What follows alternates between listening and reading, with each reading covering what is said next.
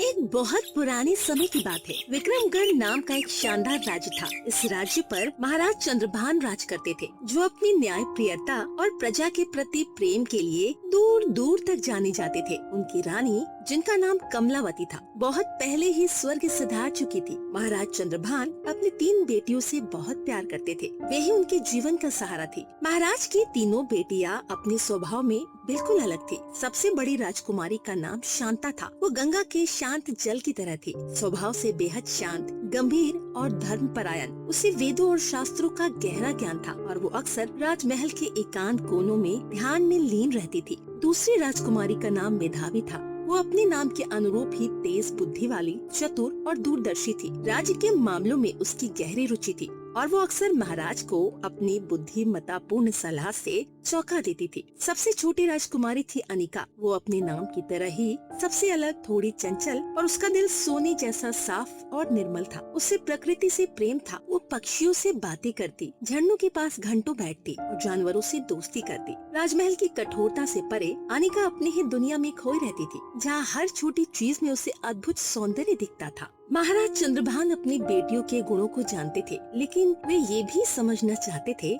जीवन के असली मूल्यों को कौन सबसे अच्छी तरह पहचानता है। राज्य में इन दिनों एक बड़ा संकट मंडरा रहा था। लगातार कई महीनों से बारिश नहीं हुई थी। खेत सूख रहे थे, नदियाँ सिकुड़ रही थी और जल के स्रोत भी सूखने लगे थे। राज्य पर एक भयंकर अकाल का साया मंडराता जा रहा था। प्रजा में हाहाकार मचा हुआ था और महाराज इस बात से दिन रात चिंतित रहते थे। उन्हें एक ऐसे उत्तराधिकारी की तलाश थी जो इस गंभीर समय में न केवल राज्य का सही मार्गदर्शन कर सके, बल्कि प्रजा के दुखों को भी समझ सके। एक दिन महाराज चंद्रभान ने इस गंभीर समस्या पर अपनी बेटियों के विचार जाने और साथ ही ये परखने के लिए कि कौन इस कठिन समय में सबसे उपयुक्त साबित होगी, उन्हें राज्यसभा में बुलाया गया। उन्होंने अपने महामंत्री दीनानाथ को आदेश दिया, महामंत्री, मेरी तीनों राजकुमारियों को तुरंत राज्यसभा में बुलाओ। ये एक अत्यंत महत्वपूर्ण सभा होगी। जैसी आज्ञा महाराज। महामंत्री, जो स्वयं बहुत अनुभवी और वफादार थे, महाराज के इस अप्रत्याशित आह्वान का अर्थ समझ गए। कुछ ही क्षणों में तीनों राजकुमारियां अपने शाही वस्त्रों में राज्यसभा में आ गयी। सभा कक्ष में गंभीर शांति छाई हुई। पिताजी, आपने हमें याद किया? महाराज चंद्रभान ने गहरी सांस ली। हाँ बेटियों, मैंने तुम सबको एक बहुत खास और गंभीर मकसद से बुलाया है। जैसे कि तुम सब जानती हो, हमारे प्रिय विक्रमनगर पर सूखे का एक बड़ा संकट मंडरा रहा है। खेत बंजर हो रहे हैं, कुएं सूख रहे हैं और हमारी प्रजा भूख और प्यास से त्रस्त है। मैं तुम तीनों से जानना चाहता हूं कि इस भयंकर स्थिति में तुम राज्य और हमारी प्रजा के लिए क्या करने की सलाह दोगी, और सबसे महत्वपूर्ण बात, तुम्हारे हिसाब से जीवन में सबसे बहुमूल्य वस्तु क्या है जो इस संकट से हमें उबार सकती है। कहिए पिताजी, हम आपकी जिज्ञासा शांत करने और इस समस्या का समाधान खोजने का हर संभव प्रयास करेंगे। महाराज चंद्रभान ने अपनी पहली बेटी शांता से शुरुआत की। पुत्री शांता, तुम बताओ, इस सूखे के समय तुम क्या उपाय सुझाओगी? तुम्हारे लिए जीवन में सबसे जरूरी क्या है? पिताजी, इस अकाल से निपटने के लिए हमें तुरंत राजकोष से अनाज का वितरण शुरू करना चाहिए, ताकि कोई भूखा न सोए। साथ ही हमें जल संरक्षण के लिए बड़े बड़े तालाब और कुएं खोदने चाहिए और लोगों को पानी का सदुपयोग सिखाना चाहिए। मेरे लिए इस दुनिया में सबसे बहुमूल्य वस्तु प्रजा का सुख और धर्म का पालन है। यदि हमारी प्रजा सुखी होगी और हम सब धर्म के मार्ग पर चलेंगे, तो मुझे विश्वास है देवराज इंद्र प्रसन्न होंगे और राज्य में खुशहाली और वर्षा अवश्य आएगी। फिर महाराज ने अपनी दूसरी बेटी मेधावी की ओर देखा। मेधावी, तुम बताओ, तुम्हारे क्या विचार है और तुम्हारे लिए सबसे अधिक बहुमूल्य क्या है? पिताजी, शांता दीदी के सुझाव सराहनीय है, किंतु इस समस्या की जड़ तक जाना होगा। हमें सबसे पहले पानी के नए स्रोत खोजने होंगे, जैसे भूमिगत जल का पता लगाना। इसके लिए हमें योग्य इंजीनियरों और भूवैज्ञानिकों को बुलाना चाहिए। साथ ही हमें वर्षा के लिए विशेष यंत्रों का आयोजन करना चाहिए और पड़ोसी राज्यों जैसे कनकपुर और अमनगढ़ से तुरंत मदद और अनाज की मांग करनी चाहिए। मेरे लिए इस दुनिया में सबसे बहुमूल्य वस्तु ज्ञान और विवेक है। ज्ञान के बिना कोई भी समस्या हल नहीं हो सकती और विवेक से ही सही और दूरगामी फैसले लिए जाते हैं। बिना ज्ञान और विवेक के हम संकट से नहीं उबर सकते। आखिर में महाराज ने अपनी सबसे छोटी और चंचल बेटी राजकुमारी अनिका की ओर देखा। अनिका जो अब तक शांत बैठी थी, सबकी बातें सुन रही थी, गहरी सोच में डूबी हुई थी। महाराज ने उसे प्रोत्साहित करते हुए कहा, अनिका अब तुम्हारी बारी है, तुम क्या सलाह देती हो और तुम्हारे लिए सबसे जरूरी क्या है? पिताजी, शांता दीदी और मेधावी दीदी के सभी सुझाव बहुत महत्वपूर्ण हैं, लेकिन मेरे विचार थोड़े अलग हैं। इस अकाल से निपटने के लिए हमें धैर्य, परस्पर सहयोग और सबसे बढ़कर ईश्वर पर विश्वास की आवश्यकता है। हमें लोगों को ये सिखाना होगा वे कम संसाधनों में कैसे जीवन यापन करें, जल की एक एक बूंद को कैसे बचाएं और भोजन का सम्मान करें, उसे व्यर्थ न करें। और मेरे लिए इस जीवन में सबसे बहुमूल्य वस्तु नमक है। अनिका के अंतिम शब्द सुनते ही राज्यसभा में सन्नाटा छा गया। महामंत्री दीनानाथ ने आश्चर्य से अपनी भौहें ऊपर उठाई। महाराज चंद्रभान का चेहरा गुस्से से लाल हो गया। उन्होंने मन ही मन सोचा, नमक इस गंभीर सूखे और भूखमरी के समय में ये नमक की बात कर रही है? नमक एक साधारण सी चीज। शांता ने धर्म और प्रजा के सुख की बात की, मेधावी ने ज्ञान और विवेक की, और ये नमक को सबसे बहुमूल्य बता रही है। क्या इसे राज्य के संकट का जरा भी भान नहीं? क्या ये नहीं समझ पाती कि हमारी प्रजा भूख से मर रही है और इसे नमक की चिंता है? इसने मेरी तुलना एक तुच्छ नमक से की है और नमक को सबसे बहुमूल्य बताया। क्या ये मेरी बेटी हो सकती है, जिस बेटी को इतना भी ज्ञान नहीं कि संकट के समय क्या महत्वपूर्ण है? उसे राजघराने में रहने का कोई हक नहीं, उस सिंहासन के योग्य ही नहीं। मैं इसे जिंदा नहीं छोड़ूंगा, इसे मार डालूंगा। क्या हुआ पिताजी, आप किस गहरी सोच में पड़ गए? महाराज चंद्रभान ने अपनी भावनाओं को छिपाने की कोशिश की, लेकिन उनका चेहरा सख्त था। कुछ नहीं, तुम सब यहाँ से जा सकती हो। तीनों राजकुमारियां अपने कमरों में चली गई। शांता और मेधावी अनिका के इस जवाब से हैरान थी, पर वे कुछ नहीं बोली। महाराज चंद्रभान अपनी राजगद्दी पर बैठे कई घंटों तक सोचते रहे। उनका मन अशांत था। क्या करूं? अपनी ही बेटी का वध, ये तो बहुत बड़ा पाप होगा। मुझे जीवन भर इसका पश्चाताप रहेगा। नहीं नहीं, मैं ऐसा नहीं कर सकता। एक काम करता हूँ, मैं उसे यहाँ से दूर किसी घने जंगल में छोड़ आता हूँ। वहाँ कोई जंगली जानवर उसे खा जाएगा और मेरा हाथ भी खून से नहीं रंगेगा। ये विचार उन्हें कुछ राहत देने वाला लगा, लेकिन उनके दिल में एक टीस उठ रही थी। राजकुमारी अनिका के पास एक छोटा सा हिरन का बच्चा था, जिसका नाम रूपी था। महाराज ने उसे उसके 7वें जन्मदिन पर तोहफे में दिया था। अनिका उस हिरन के बच्चे से बहुत प्यार करती। वो उसका सबसे अच्छा दोस्त था। रूपी हमेशा अनिका के साथ रहता, चाहे वो बगीचे में खेल रही हो या महल में पढ़ रही हो। अगले दिन महाराज चंद्रभान ने अनिका को अपने पास बुलाया। उनके चेहरे पर एक बनावटी मुस्कान थी। बेटी अनिका, आज मैं शिकार के लिए विद्यावन जा रहा हूँ। यह वन हमारे राज्य की सीमा पर है और मैंने सुना है कि वहाँ के ऊंचे पहाड़ों पर बहुत रसीले और मीठे अमरूद लगे हुए हैं। कल मैं उधर से गुजर रहा था, पर शिकार में व्यस्त होने के कारण तोड़ नहीं पाया। तुम्हें अमरूद बहुत पसंद है ना? जी पिताजी, मुझे अमरूद बहुत पसंद है। ठीक है, अगर समय मिला तो ले आऊंगा। पिताजी, और अगर आपको समय नहीं मिला तो? हाँ, यह बात भी है। फिर जब समय मिलेगा तब ले आऊंगा। नहीं नहीं पिताजी, मैं भी आपके साथ चलती हूँ। आप शिकार कीजिएगा, तब तक मैं अपने लिए ढेर सारे अमरूद तोड़ लूंगी। वैसे भी राजमहल में मेरा मन नहीं लगता। महाराज के चेहरे पर एक क्षण के लिए चिंता की रेखाएं उभरी, पर उन्होंने उन्हें दबा दिया। पर बेटी, वह तो बहुत सघन और खतरनाक वन है। वहाँ विषैले सर्प और भयानक हिंसक जीव भी रहते हैं। तुम्हें डर नहीं लगेगा? पिताजी, आप मेरे साथ होंगे तो मुझे कैसा डर। और मुझे अपने प्यारे रूपी को भी घास चरानी है, वो भी मेरे साथ चलेगा। मैं अपने हिरन को भी चुरा लूंगी, मैं अपने हिरन को भी चरा लूंगी और ढेर सारे अमरूद भी ले आऊंगी। प्लीज पिताजी। महाराज ने एक गहरी सांस ली। ठीक है, फिर चलो। महाराज चंद्रभान राजकुमारी अनिका और उसके प्रिय हिरन रूपी को अपने साथ विंध्यवन की ओर निकल पड़े। चलते चलते एक बहुत ही घने और भयानक स्थान पर पहुँचे, जहाँ अमरूदों के विशाल वृक्ष लदे थे। हवा में पत्तों की सरसराहट और वन्य जीवों की आवाजें एक अजीब सा डर पैदा कर रही थी। अरे वाह पिताजी, कितने स्वादिष्ट अमरूद है ये। मैं इन्हें तोड़ने जा रही हूँ।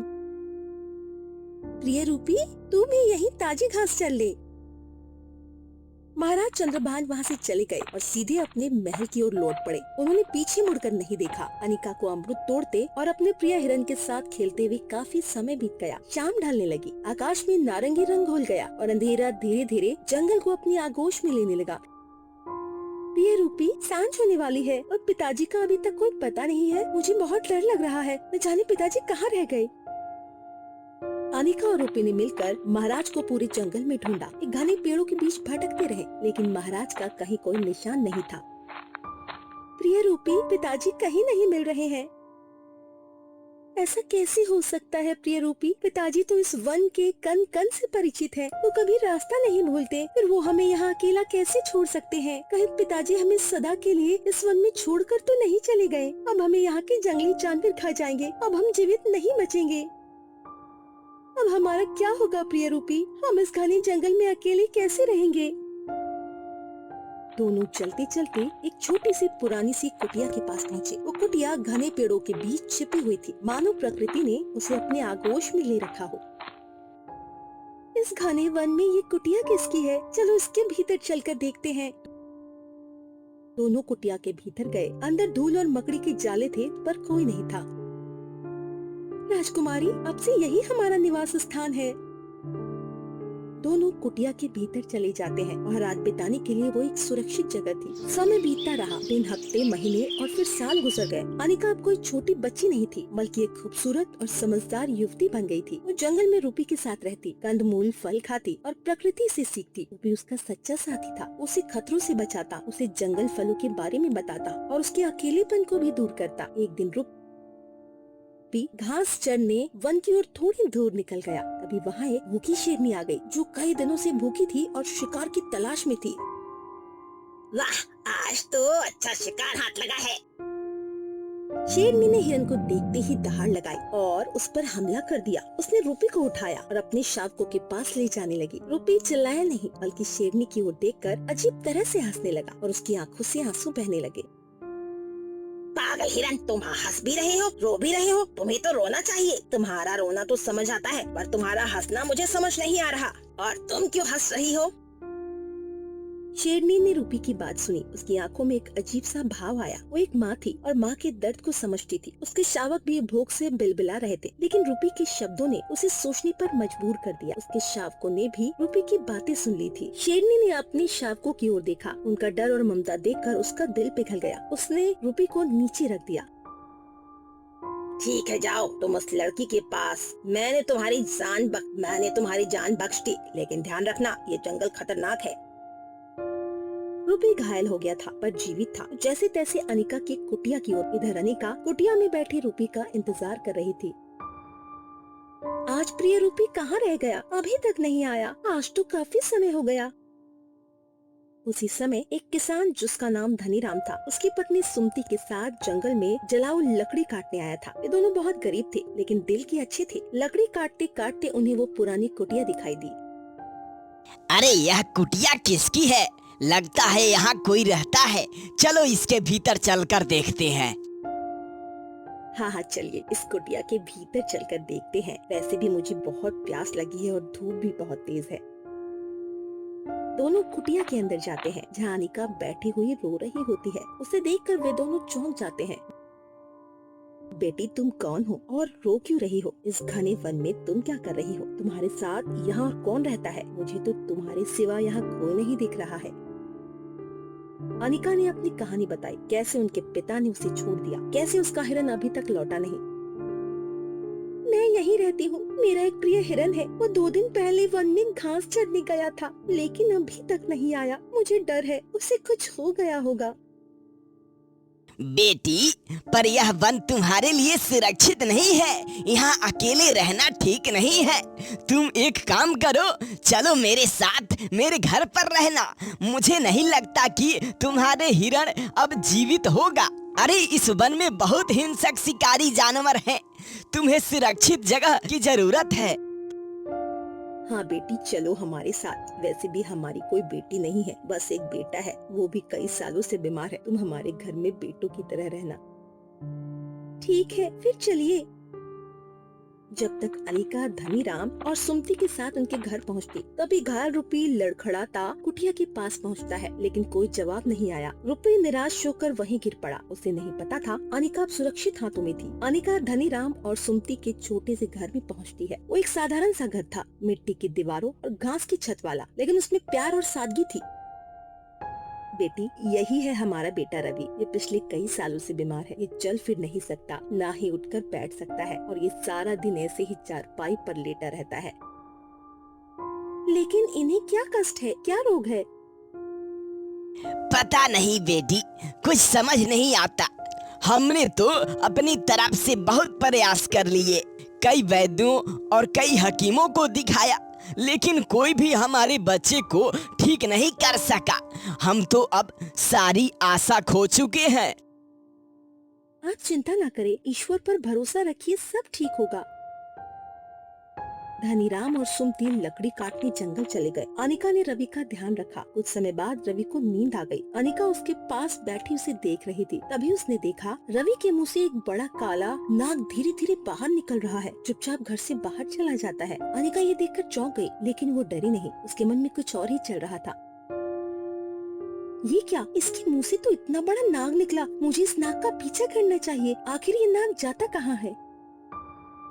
वो नाग के पीछे पीछे जाती है। नाग घर से कुछ दूर जाकर एक बड़ी लकड़ी के ढेर के पास रुक जाता है। अनिका छिपकर देखती है। लकड़ी के ढेर के ऊपर पहले से ही एक और नाग बैठा हुआ रहता है। दोनों नाग आपस में बात करने लगते हैं। ये क्या रहस्य है? यहाँ तो पहले से ही एक और नाग है। अरे हाँ ठीक है, जब तक जिंदा हूँ तब तक मौज ही मौज है ना। अरे लेकिन मैं तेरे से अच्छी जिंदगी गुजार रहा हूँ, तू चिंता मत कर। अपना सोच, तेरी जिंदगी कितने दिनों की है। अरे नहीं नहीं, मुझे कोई इतनी आसानी से नहीं मार सकता। मैं कोई साधारण नाग थोड़ी न हूँ। इन लड़कियों के नीचे स्वर्ण मुद्राएं से भरा एक कलश छुपा कर रखा हुआ है और मैं इसकी रक्षा कर रहा हूँ। ऐसे वैसे कोई मुझे आसानी से मार सकता है। हा, रहने दे। अगर किसी को पता चल गया कि खट्टी इमली के रस में नमक डालकर उस बच्चे को पिला दिया जाए तो तेरे टुकड़े टुकड़े होकर उसके शरीर से बाहर निकल जाएंगे और तेरा सदा के लिए अंत हो जाएगा। दोनों नाग अपनी बातें खत्म करके अपनी अपनी जगह आ जाते हैं। एक नाग लकड़ी के नीचे छिप जाता और दूसरा नाग वापस किसान के बेटे रवि के मुंह में घुस जाता है। सारी घटना अनिका ने अपनी आंखों से देखी थी। उसे सब कुछ समझ आ गया। वो जल्दी से अंदर आती है। उसने रसोई में खट्टी इमली ढूंढी, उसका रस निकाला और इसमें नमक मिला दिया। फिर वो रवि के पास गई और धीरे से उठाया। भैया ये पी लो, इससे तुम्हें अच्छा लगेगा।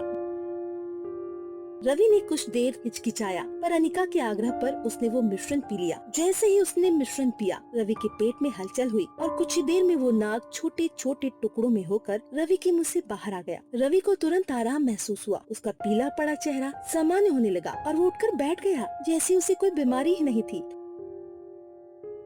थोड़ी देर बाद धनीराम और सुमति लकड़ी लेकर घर वापस आए। बेटी, हम लकड़ियाँ लेकर आ गए हैं। तुमने भोजन बना लिया? अरे बहुत तीव्र भूख लगी है। बेटी जा भोजन ले आ। नहीं पिताजी, मैंने भोजन नहीं बनाया। क्यों बेटी, मेरी तबीयत तेरी तबीयत तो ठीक है ना? क्यों नहीं बनाया तूने भोजन? अरे बेटा, तुम बिल्कुल स्वस्थ हो गए। पिताजी, माँ, मैं यदि स्वस्थ हो पाया हूँ तो केवल अनिका दीदी का वजह से। इन्होंने मुझे नया जीवन दिया है। परमात्मा तेरा बहुत बहुत आभार। आज यदि तूने मुझे इस बच्ची से नहीं मिलवाया होता तो शायद मेरा बेटा ठीक नहीं हो पाता। बेटी, तू सच में हमारे लिए भाग्यशाली है। पर बेटी, ये सब हुआ कैसे? अनिका ने उन्हें पूरी कहानी बताई। कैसे उसने नागों की बातें सुनी और कैसे उसने खट्टी इमली और नमक के मिश्रण से रवि को ठीक किया। पिताजी, भैया को कोई रोग नहीं था। उनके पेट में एक नाग था जिसकी वजह से भैया को ये कष्ट हो रहा था। मुझे उस नाग का निवारण मिला और मैंने उसे बाहर निकाल दिया। अच्छा, पर वो नाग तुमने कैसे निकाला उसके पेट से? पिताजी, जब भैया सो गए थे तब मैंने देखा उनके पेट से एक नाग बाहर निकल रहा है। मैंने जब उसका पीछा किया तब मुझे पता चला अगर मैं भैया को खट्टी इमली के रस में नमक मिलाकर दूं तो नाग के टुकड़े हो जाएंगे और नाग बाहर आ जाएगा। अच्छा बेटी, यह तो तूने बहुत अच्छा किया। तुमने तो हमारे बेटे को नया जीवन दे दिया। पिताजी अभी रुकिए, अभी एक कार्य और शेष है। वो क्या बेटी? माँ पिताजी चलिए मेरे साथ। अनिका धनीराम और सुमति को उसी लकड़ियों के ढेर के पास लेकर जाती है जहाँ उसने नागों को बात करते सुना था। पिताजी आप इन सभी लकड़ियों पर आग लगा दीजिए। बेटी तू यह क्या बोल रही है? यह लकड़ियाँ तो हमने बड़े परिश्रम से इकट्ठा की है ताकि बाजार जाकर इन्हें बेच सके। बेचने के बाद जो भी धन मिलता है हम उससे घर का राशन पानी लाते हैं। पिताजी आप बिल्कुल निश्चिंत रहिए और मेरा विश्वास करिए, आपको आगे न वन से लकड़ियाँ लानी पड़ेगी और न ही उन्हें बेचना पड़ेगा। आप बस इन सारी लकड़ियों को जला दो।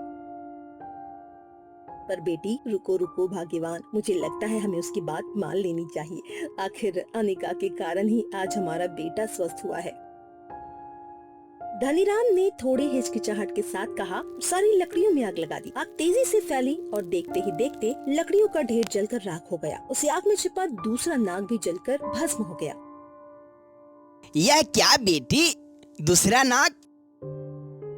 पिताजी ये दूसरा नाग था जो आपके घर पर ही लकड़ियों के अंदर छिपकर बैठा था और खजाने की रखवाली कर रहा था। अब आप एक काम करिए, उस राख को हटाइए।